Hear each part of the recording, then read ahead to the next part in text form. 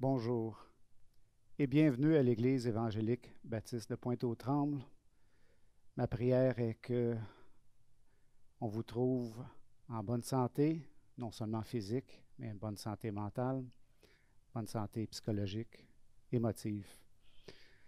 Encore une fois, soyez les bienvenus. Pour tous ceux qui nous visitent pour la première fois, ma prière est que vous rencontrez le Seigneur Jésus, qui vienne vous toucher d'une façon particulière, que votre cœur soit ouvert par la parole de notre Saint Dieu. Et pour les frères et sœurs, soyez bénis par sa parole. Nous sommes toujours dans une situation pandémique et mon souhait est que malgré le fait qu'on ne peut être ensemble, se côtoyer, se voir, se toucher, que vous allez être bénis par cette prédication virtuelle, cette prédication qui va être faite par notre pasteur Francky Narcisse. Il va nous lire, entretenir dans le livre de Habakkuk, un petit livre qui est placé à la fin, proche de la fin de l'Ancien Testament, caché. Et c'est ça. Donc, soyez les bienvenus, encore une fois. Je vais vous lire aujourd'hui le psaume 97. Le livre des psaumes, c'est un livre, une collection de poèmes, de prières du peuple israélien quand ils étaient à diverses étapes dans leur vie.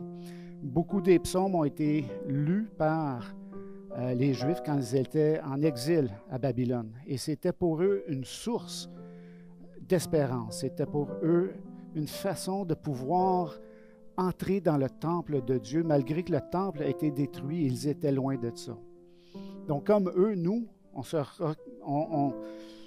rencontre pas en lieu de culte, mais à travers les psaumes, on peut trouver espoir et rencontrer notre Dieu. Donc, psaume 97. L'Éternel règne, que la terre soit dans l'allégresse, que les îles nombreuses se réjouissent. Les nuages et l'obscurité l'environnent, la justice et l'équité sont la base de son trône. Le feu marche devant lui et embrase alentour ses adversaires. Ses éclairs illuminent le monde, la terre le voit et tremble. Les montagnes se fondent comme de la cire devant l'Éternel, devant le Seigneur de toute la terre. Les cieux publient sa justice, et tous les peuples voient sa gloire. Ils sont confus, tous ceux qui servent les images, qui se font gloire des idoles. Tous les dieux se prosternent devant lui. Sion l'entend et se réjouit. Les filles de Juda sont dans l'allégresse à cause de tes jugements, ô Éternel. Car toi, Éternel, tu es le Très-Haut sur toute la terre. Tu es souverainement élevé au-dessus de tous les dieux. Vous qui aimez l'Éternel, haïssez le mal. Il garde les âmes de ses fidèles. Il les délivre de la main des méchants. La lumière est semée pour le juste et la joie pour ceux dont le cœur est droit. Juste, réjouissez-vous en l'Éternel et célébrez par vos louanges sa sainteté. Je vais faire un petit mot de prière. Après, je vais introduire le groupe musical. Éternel, toi qui es souverain, toi qui es juste, toi Seigneur qui es bon. Tu prends soin de ton peuple, tu prends soin des tiens. Même quand les circonstances semblent être sombres, quand nous semblons être dans les ténèbres, Seigneur, nous savons que toi tu es fidèle. Nous tenons tes promesses, Seigneur, car tes promesses sont bonnes. Seigneur, je te prie pour les dirigeants qui doivent faire des décisions, Seigneur, qui sont très difficiles. Je te prie, Seigneur, que tu leur donnes la sagesse pour bien gérer. Je te prie pour tout le peuple. Que les gens puissent, Seigneur, à travers ce confinement, puisse se tourner vers quelque chose qui est vrai, quelque chose qui est durable, quelque chose qui est éternel, qui se tourne vers toi, Jésus. Et qu'en toi, ils trouvent leur espérance. Merci car tu nous combles. À travers ta parole, Seigneur, tu nous donnes espoir à ta venue. Et cette lueur de lumière, Seigneur, nous l'anticipons avec joie. Merci pour qui tu es, Jésus. Merci pour l'œuvre à la croix. Merci pour qui tu es, Seigneur. Que ton nom soit glorifié, que ton nom soit élevé pour les siècles des siècles. Amen. Je vais vous laisser avec l'équipe de louanges qui vont vous amener ensemble dans la louange. Merci. Soyez bénis.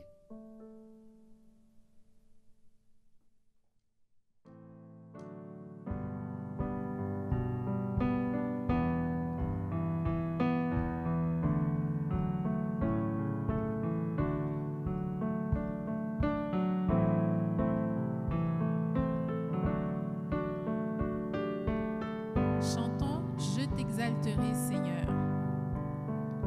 Je t'exalterai, Seigneur, parmi toutes les nations. Je célébrerai, je chanterai ta gloire, car ton immense amour s'élève jusqu'aux nuées. Ta fidélité jusqu'aux cieux. Seigneur, élève-toi au-dessus des cieux, que ta gloire remplisse l'univers. Seigneur, élève-toi au-dessus des cieux, que ta gloire remplisse l'univers.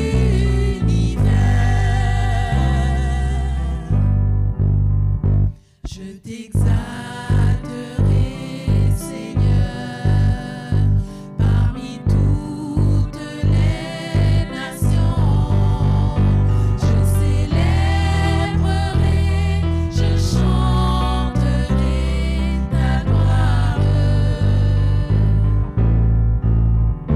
car ton immense amour s'élève jusqu'aux nuées. Ta fidélité jusqu'aux cieux. Seigneur, élève-toi au-dessus des cieux, que ta gloire remplisse l'univers.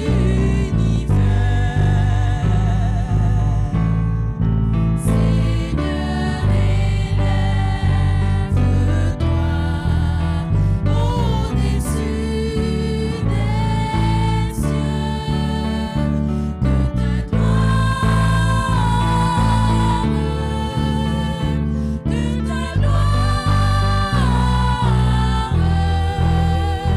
que ta gloire remplisse l'univers.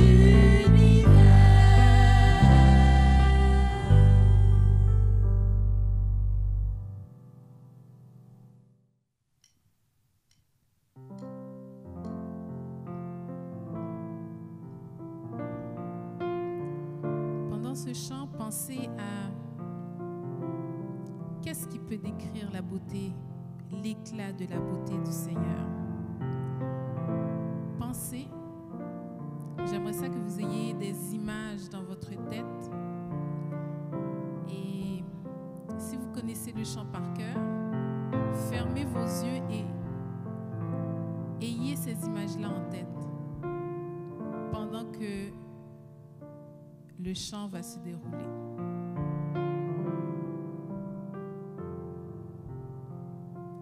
Qui décrira l'éclat de ta beauté, trop belle pour nos mots. La raison ne peut la comprendre, les yeux ne peuvent la sonder. Qui pourrait mesurer la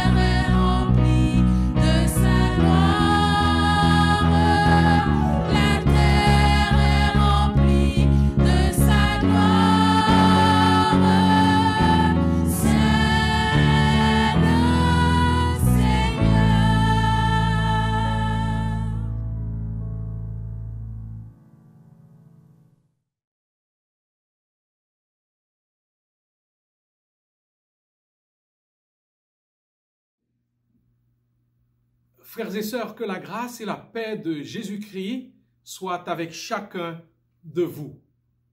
Ce matin, je vous prie d'ouvrir votre Bible dans le livre du prophète Habacuc. Nous allons au chapitre 3 et lire les versets 16 à 19.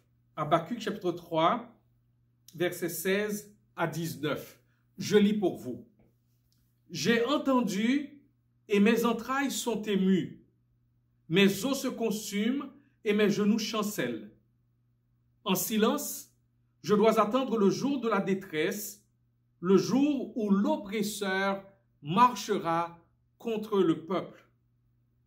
Car le figuier ne fleurira pas, la vigne ne produira rien, le fruit de l'olivier manquera, les champs ne donneront pas de nourriture, les brebis disparaîtront du pâturage, et il n'y aura plus de bœufs dans les étables.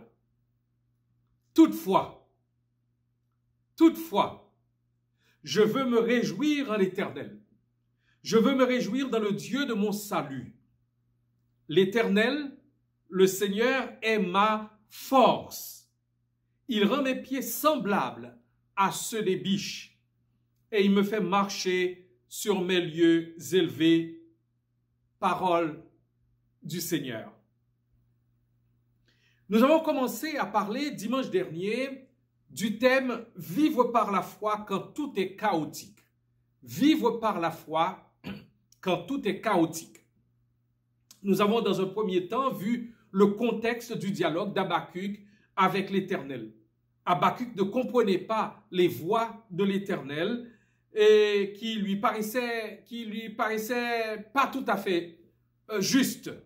Il a honnêtement posé des questions à Dieu sur son indifférence face au danger qu'encourait Juda.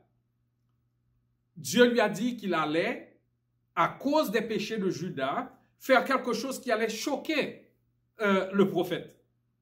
Il allait permettre aux idolâtres babyloniens d'envahir Juda, de détruire la ville et le temple et d'amener le peuple captif à Babylone.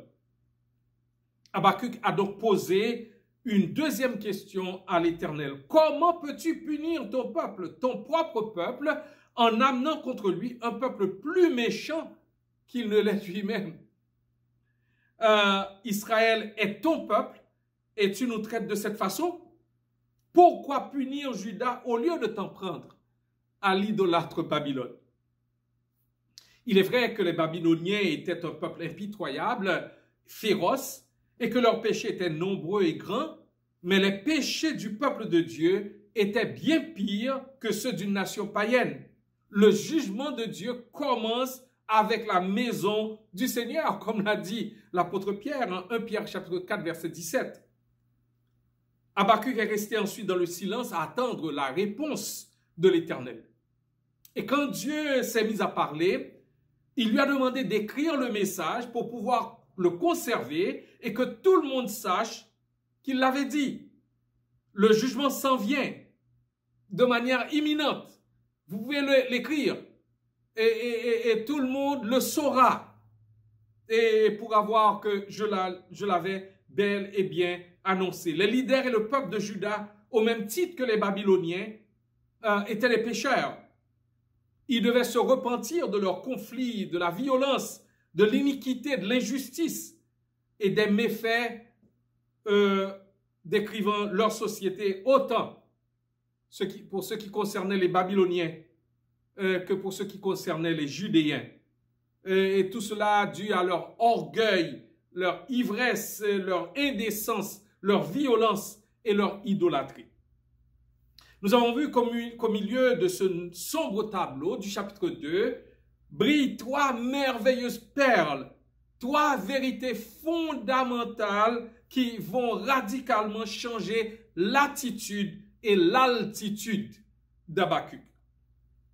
En contraste aux arrogants fanfarons, au verset 4, le juste vivra par la foi.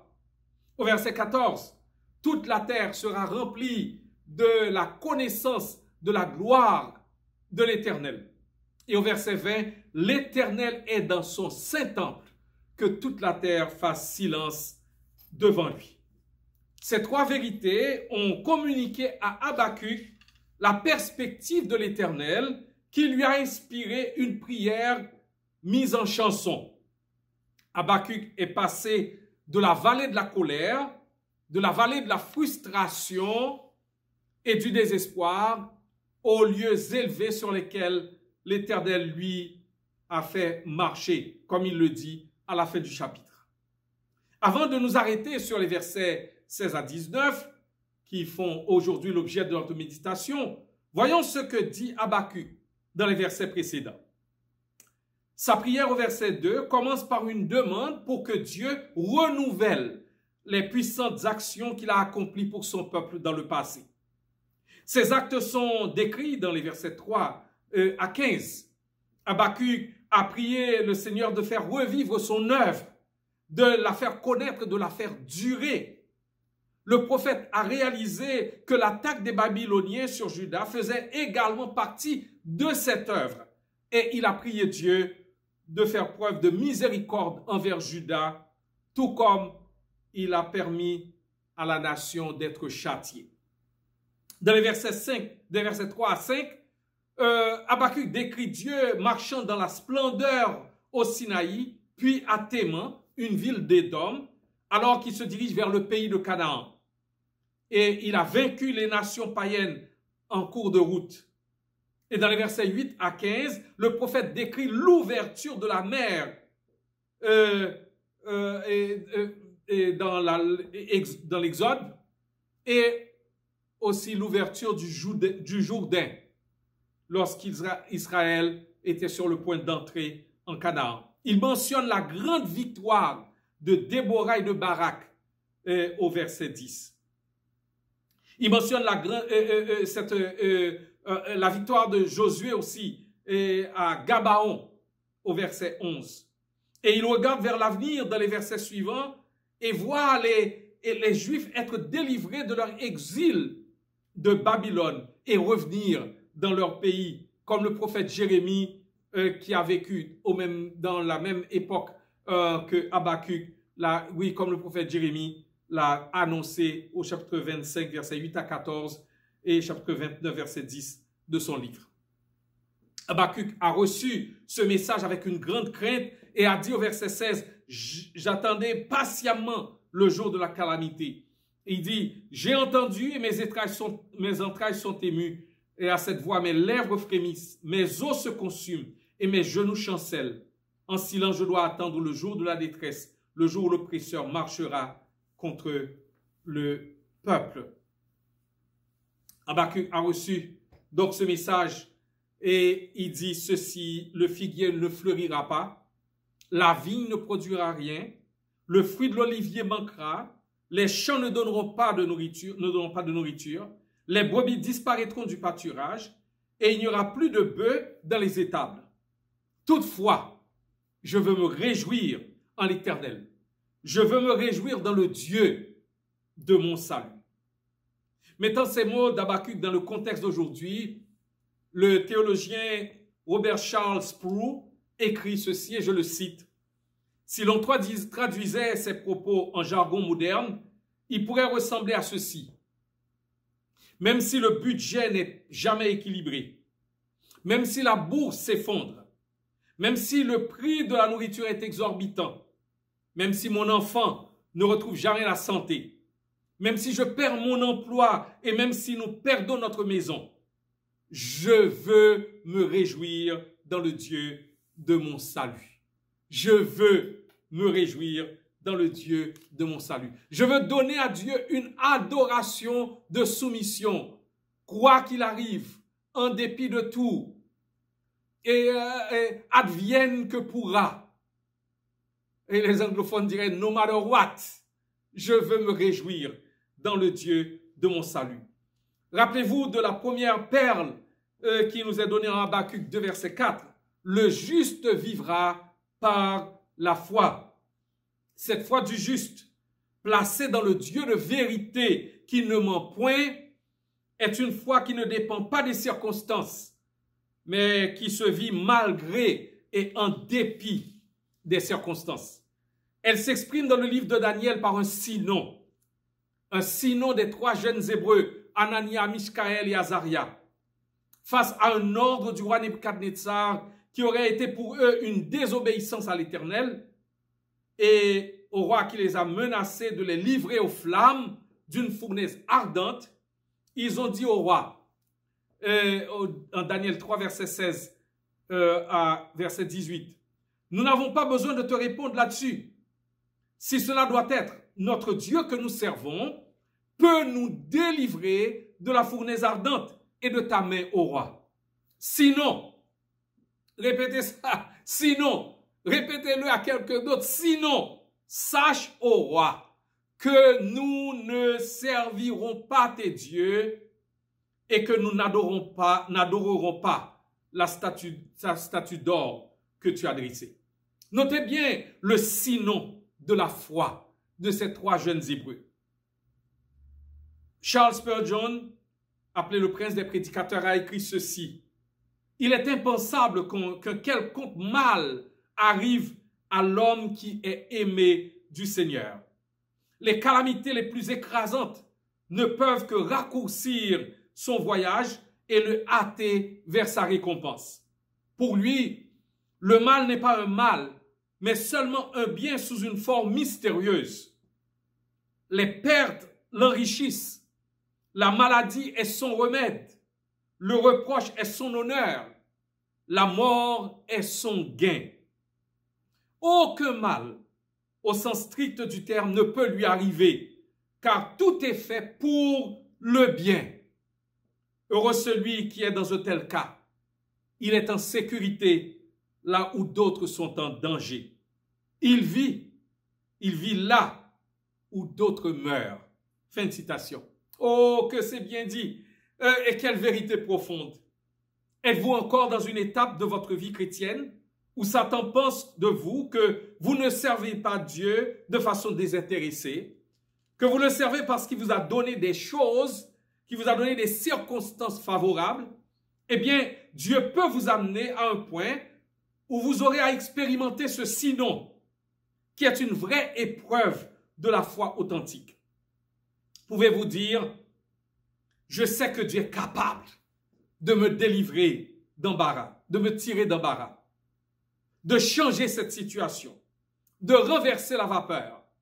Et même s'il ne le fait pas, je ne fléchirai pas les genoux devant les dieux de Babylone. Je ne ferai pas de compromis avec ma foi. Quand même il n'intervient pas, c'est non. C'est non et c'est non. Je ne tenterai pas de transformer les pierres en pain. Il y a le sinon de la foi, mais il y a aussi le toutefois de la foi. C'est ce qu'exprime dans notre texte le prophète Habakkuk.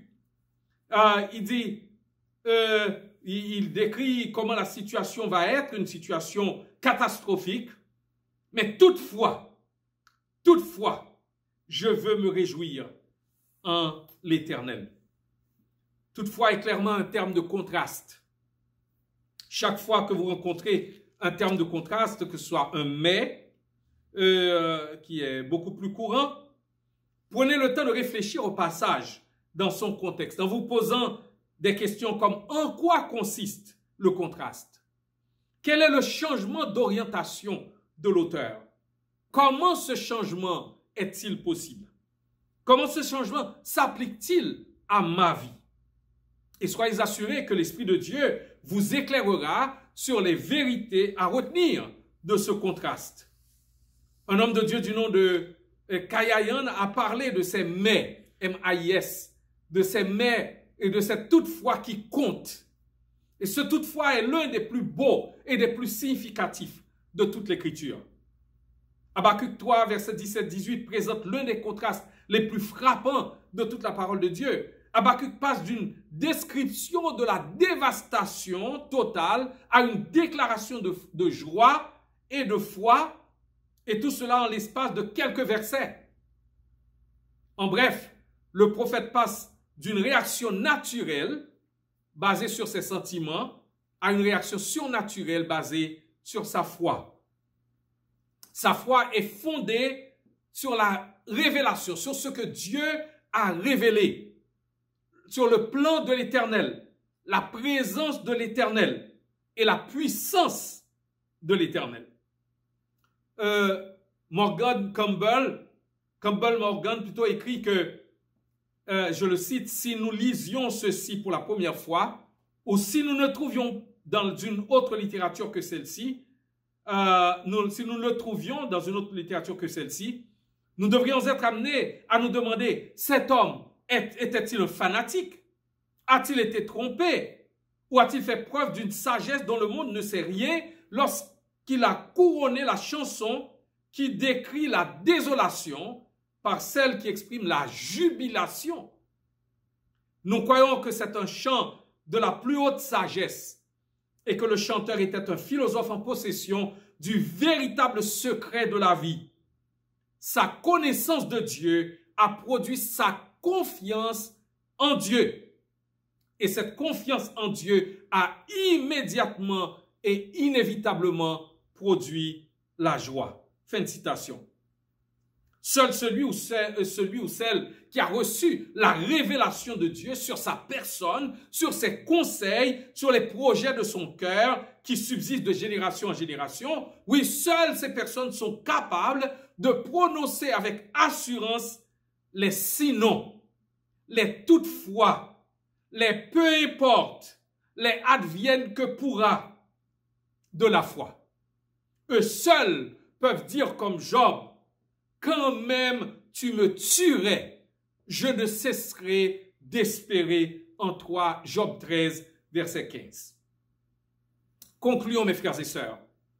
Nous entrons dans une année qui a commencé avec les suites malencontreuses et difficiles de l'an précédent, qui pour nous tous restera à tout jamais une année historique. Nous entrons dans une année avec les angoisses, les peurs, les inquiétudes d'un temps de pandémie, avec toute la kyrielle de réalités et de défis qui y est reliée.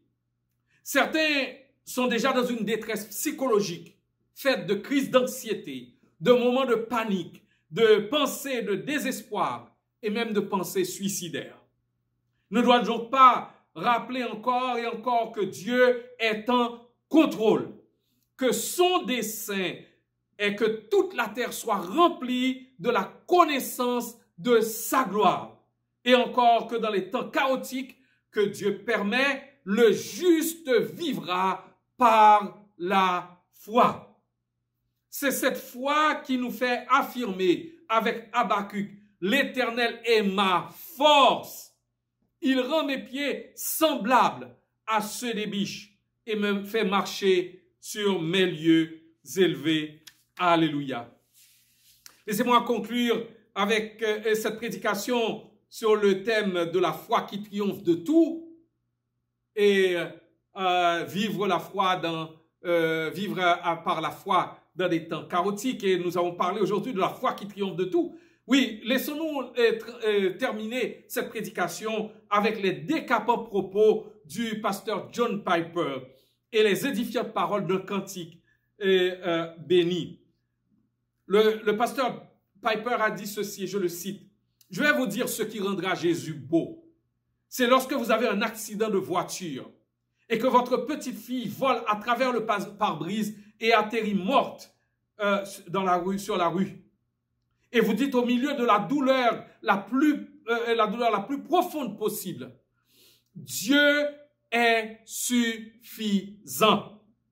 Dieu est suffisant. Il est bon. Il prendra soin de nous. Il va nous satisfaire. Il va nous en sortir. Il est notre trésor. Qui donc ai-je au ciel que toi? Et sur la terre, mon âme ne prend plaisir qu'en toi. Mon cœur et ma chair peuvent se consumer, mais l'Éternel sera toujours le rocher de mon cœur et mon partage.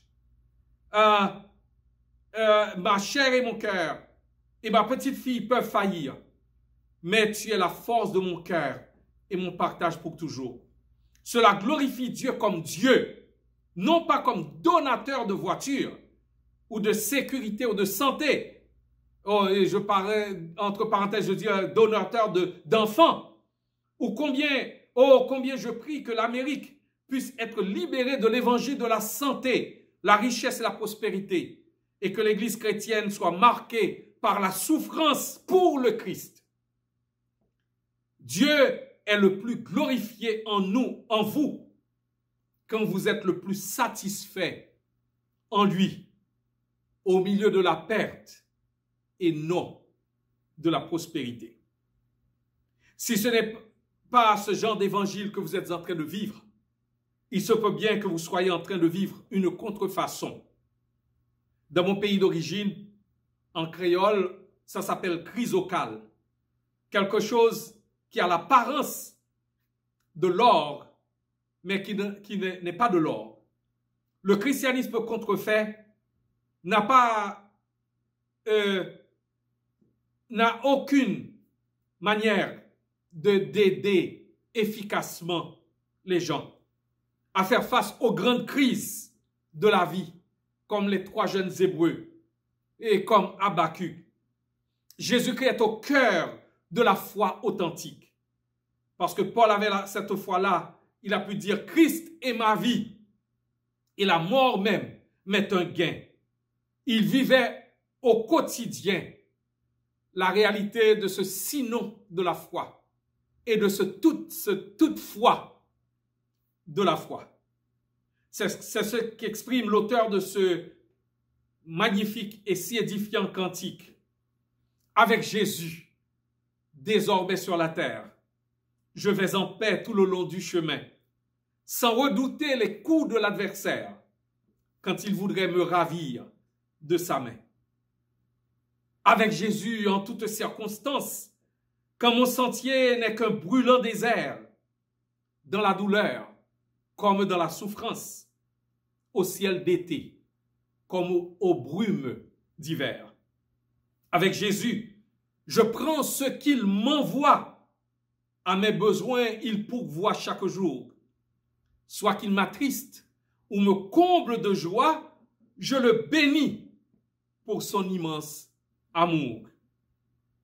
Avec Jésus en toutes circonstances, dans mon sentier, quand mon sentier plutôt n'est qu'un brûlant désert, dans la douleur comme dans la souffrance, au ciel d'été comme aux brumes d'hiver.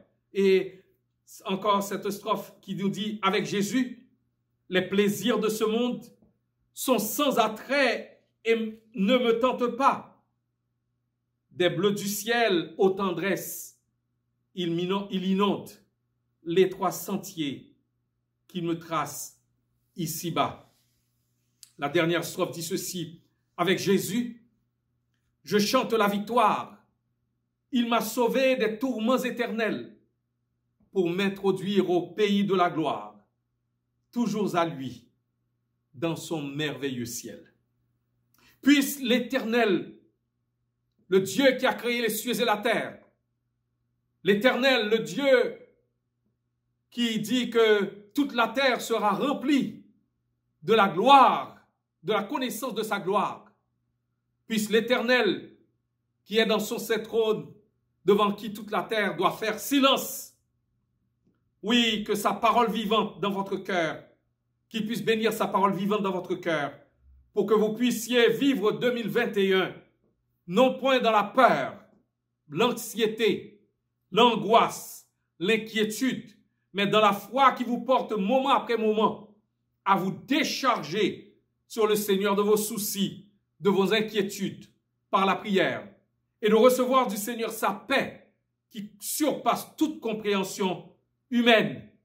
Oui, qu'il vous remplisse de cette foi qui vous porte à dire avec Jésus en toutes circonstances, quand mon sentier n'est qu'un brûlant désert, dans la douleur comme dans la souffrance, au ciel d'été comme au brumeux d'hiver.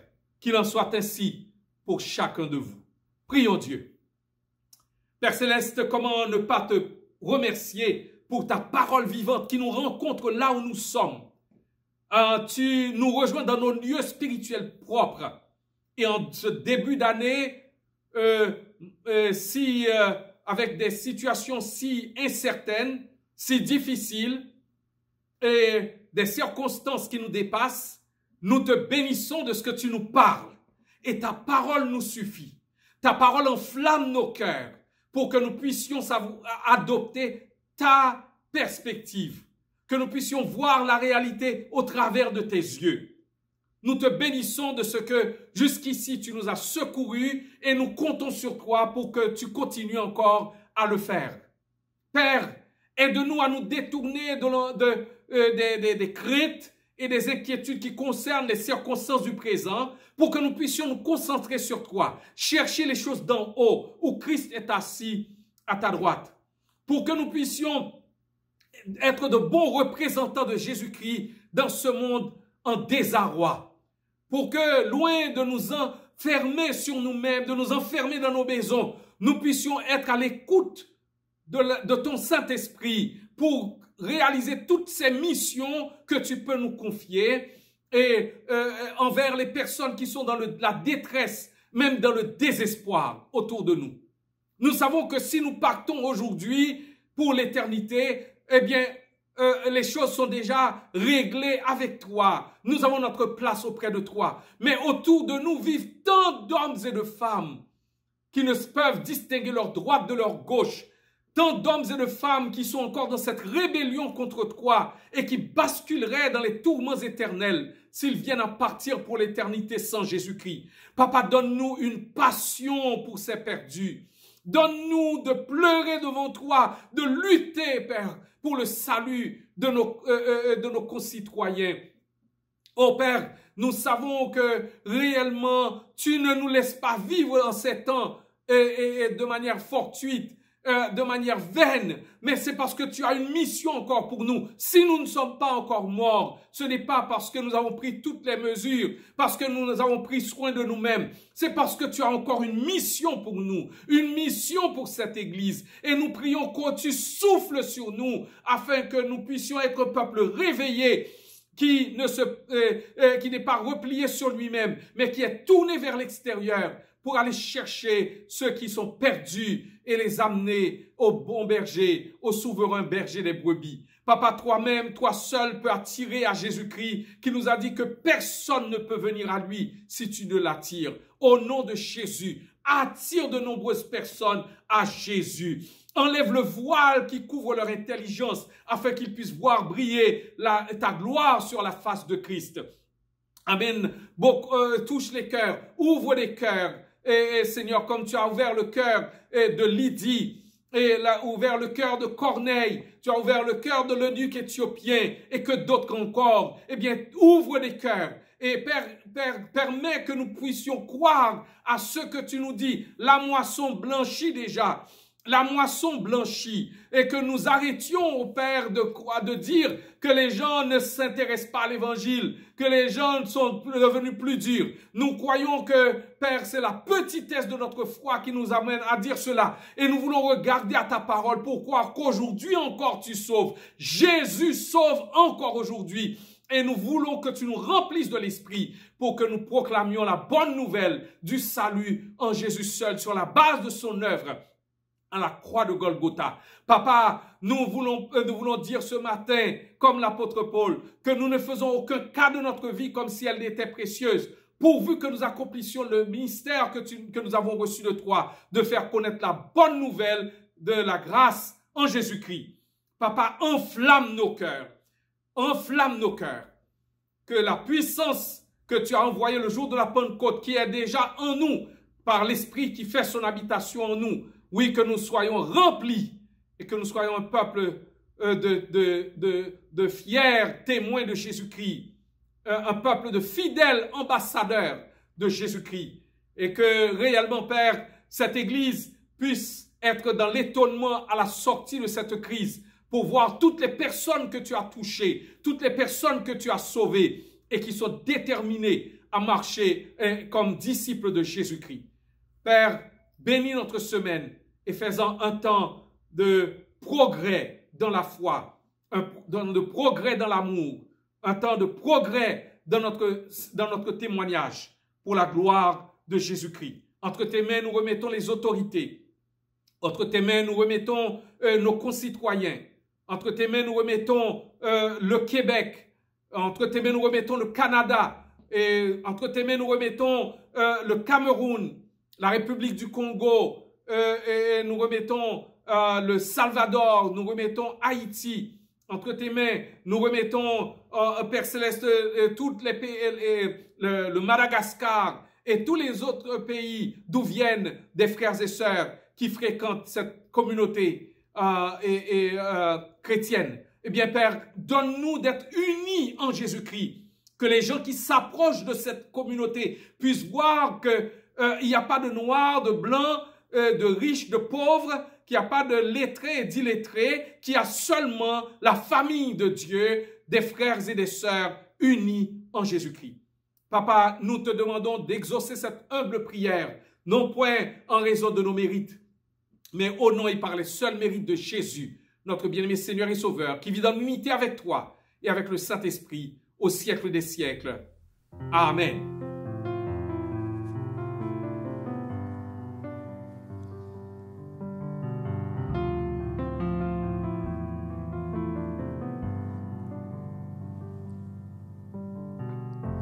L'immensité de ta grandeur me montre que je ne suis rien.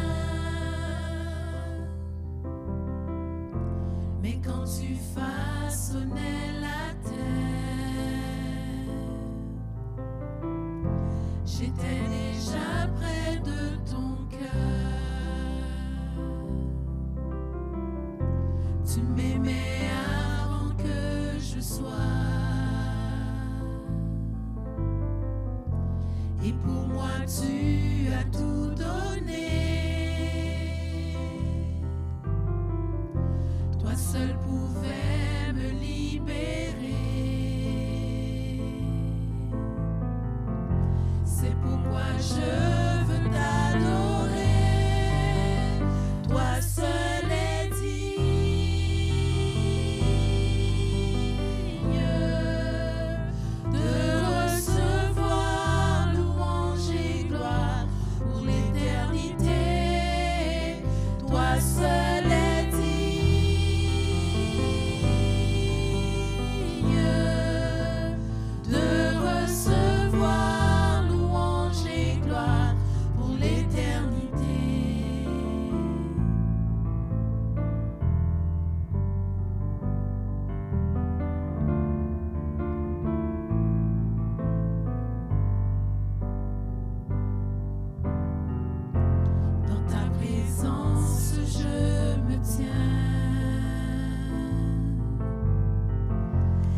tu as ce dont j'ai besoin.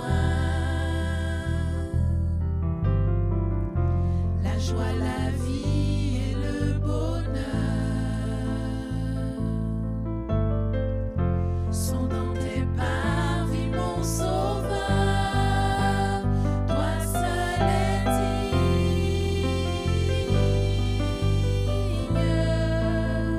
de recevoir louange et gloire pour l'éternité. Toi seul es digne